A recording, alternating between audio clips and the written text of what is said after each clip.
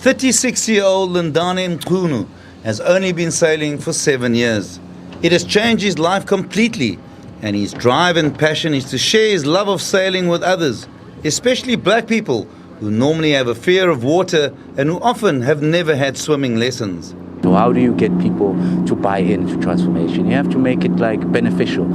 People have to see it as something good for the sport if you include more females, more people of color, and all of that. Then you're using the whole potential of the country instead just of a small pool of people who've been doing it for a really long time.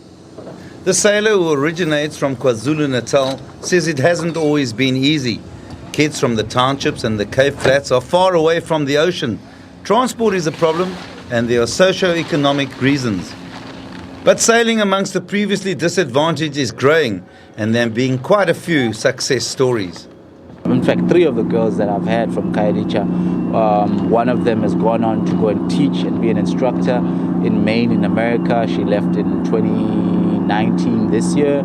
2 of them left last year to go to Spain and go and sail in a Super Yacht Cup regatta in Parma. So that just tells you the kind of experience they've gotten and the kind of confidence they've gotten. The success of some has led to them becoming ambassadors. They go back to the township and tell the kids about their sailing experience, which has led to more girls and kids taking up sailing. For Mchunu, sailing has completely transformed his life, made him a better person, connected him spiritually, and has led him to traveling the world. Just sailing as well, it caught me because it's such a kind of like you go into another world, and it's a different realm. You're so used to being on land and all of that, especially when you do the long crossings. I mean, it's self-imposed meditation, it's self-imposed solitary confinement, and it's free therapy. You're out there, and all the clutter that happens in life, it goes away.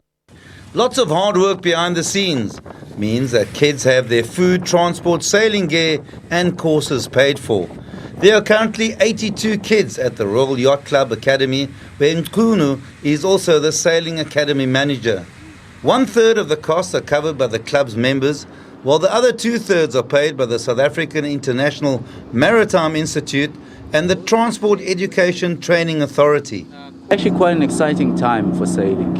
And why I say that is because there's a bigger picture at hand, and that bigger picture is there's something called Operation Pagisa.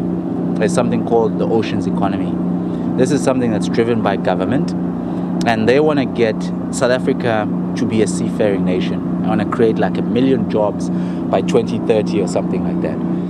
Exciting times and opportunities lie ahead in the ocean, and with Lindani Mchunu and his passion, sailing will hopefully be accessible to all South Africans who enjoy the sport in the future. Craig Murray, SABC News, Cape Town.